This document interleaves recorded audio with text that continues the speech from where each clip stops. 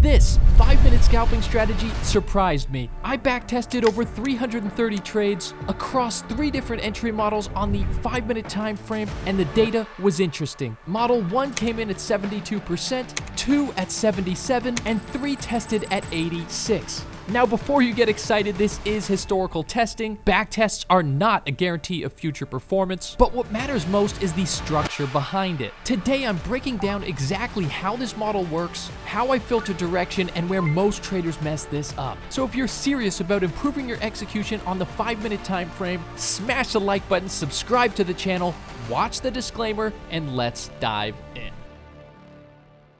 Most traders focus on entries, but in my experience, consistency starts before the entry ever happens. There are 2 core things I focus on every single day. Step 1, market direction, and step 2, entry model selection. I'll show you both in detail using examples on the charts, but first let's start with direction, a simple framework I use to determine whether I should be looking for sells or buys. Step 1, market direction. Every morning I'm looking at the Asian and London session, then I place my trades during the New York session after my toddler wakes me up. What happens in Asia and London will tell me if I want to look for buys, sells, or not trade at all and look for another pair that day. I always want to see a tight Asian range, an aggressive push in London, and then I can expect price to reverse in New York. It's a simple AMD model. We have the accumulation, the manipulation, and the distribution. This works because there's liquidity below and above the Asian range. And when the big players enter the market during the London session, I expect price to sweep the Asian low or the Asian high, and then look for that market to balance during the New York session reversal, sweeping the other side of the range. This works because the market is always seeking liquidity and trying to find balance. Now, if the Asian range is too big like this, the accumulation phase failed. Or if the London session doesn't give us that aggressive push, the manipulation stage failed. And in these cases, I simply look for trades on other charts, and I'll give you my favorite pairs and charts later in the video. But before we do anything else, I just want you to leave a comment right now telling me your favorite thing about trading, and I'll give 7 of you free access to my VIP trading room. Now let's jump into the charts so I can show you some real examples of this exact process happening. Now let's jump into the charts and look at some examples. Based on the Asian range and the London push, I'll be looking for buy trades during the New York reversal, and as you can see, price reverses perfectly. Same thing here, Asian range, London push, New York reversal. Asian range, London push, New York reversal. Accumulation, manipulation, distribution. Asian range, London push, New York reversal. On this one, the Asian range isn't as tight, but the move is explosive, so I'd still look for that New York reversal. Same thing here, not a tight range, but huge red candles on that London push, so I'm looking for those buys again. Asian range, London push, New York reversal. Asian range, liquidity swept out the bottom of that range, New York reversal, sweeping liquidity out the top of the range. Perfect. The Asian range, the London push, the creation of a level of demand, a perfect place to enter a trading position here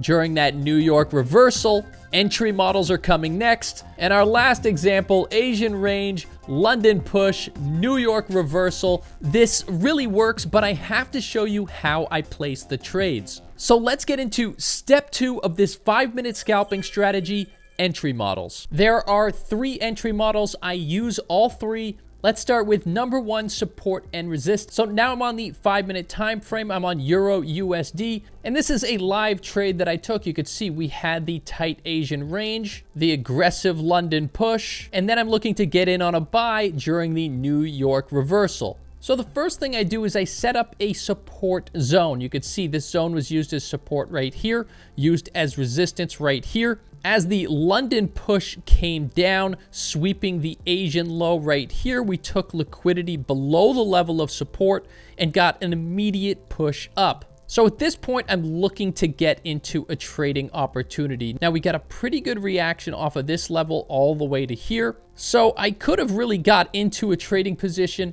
off of this candle right here, we had that bullish engulfing candle pattern that I like to enter trades off of, but I didn't get in on that. I actually waited a little bit longer. Look, I would have won that trade if I stayed into it, but instead I waited for this exact thing here. So we came back to that support, we respected the level, and then I got my bullish engulfing pattern, okay? That just means that the candle body of the green candle engulfed the candle body of the red candle. That is my entry confirmation, taking that trade off of my level of support, and then I was into the trading position and it pushed up. Look, it almost smashed the take profit right away and it hits it after about 45 minutes. Now, this exact entry would have also worked for a demand zone right here. You can see price created an obvious level of demand, gave us the entry pattern we liked, and price shot up. And supply and demand happens to be the second entry model, so let me teach you that now. Now let's look at a supply and demand trade I took recently. Look, we had the Asian range. It was nice and tight.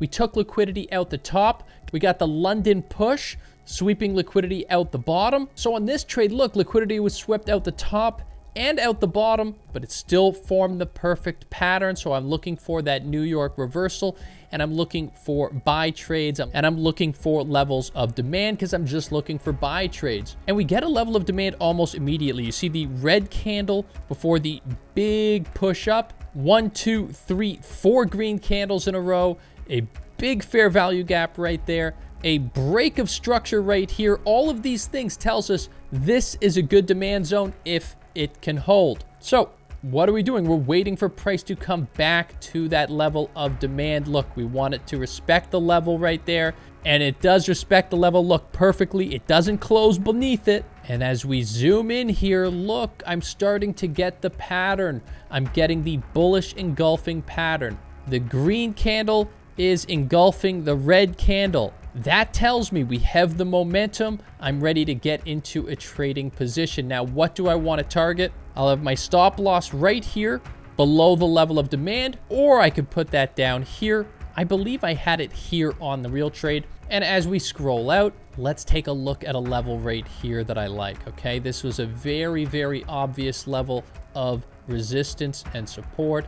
It was used as support right here, used as resistance right here on that push down. And because the London session already swept the top and the bottom of that Asian range, I'm not expecting the New York to come all the way up and sweep it again. So let's go ahead and play that position out very quickly, smashing the take profit right there. Could have targeted a little bit higher, but the pattern keeps playing out. Now, this is my favorite. It's the open range breakout trading entry model. You could see tight Asian range, the big London push, and then I'm expecting the New York reversal, so I'm looking for buy trades. So let's zoom in, and I'm looking at an open range breakout. So I have to set my range right here at 9:30 to 9:45. I'm looking at the first 3 5-minute candles, and I'm setting up my range. I get the range high and the range low. Now I'm just looking for breaks out the top of the range to confirm momentum, okay? So right here, we don't have any, right? There's no breaks, we just have wicks. So I'm waiting for a break, and then I get the break and candle close right here. That's what I want, right? So now I'm looking for buys, and I'm already looking for buys, right? Because we're in that New York reversal. So then I'm setting up entry levels. Look, I have a level of demand right there. I could get price to come back there, and I have a fair value gap right here. I'll use both of these to get entries when I'm trading the orb. So let's continue to play this out. Price has now entered the orb. Is it going to break through the bottom? It doesn't look like it is, right? It doesn't look like it does. So it looks like our fair value gap is our entry, and we have the bullish engulfing candle pattern right there. The big candle right here clearly engulfing this little candle right here. Take my stop loss, put it below the fair value gap, target about 1 to 2. You can see if I scroll over again, this level right here is a level of supply and it's a level of resistance. It was used as support right here, used as resistance right here, and we have a huge level of supply right here. So that's exactly where I want to target on this trading position, and you can see here it goes pretty well, smashing my take profit right there. Let's see, did I leave something on the table? No, look, it started to really respect this level right here, broke above the level right there a little bit. Let's continue to play that out, but pretty good target if you ask me. Obviously, I have videos on every single one of these entry models. You should check those out to learn even more. Consider joining my VIP trading room or my Trade with Pat robot that trades these strategies for you automatically. Leave a comment, smash the like button, watch this video right here. Definitely watch this video right here, and I'll be back next week. Much love.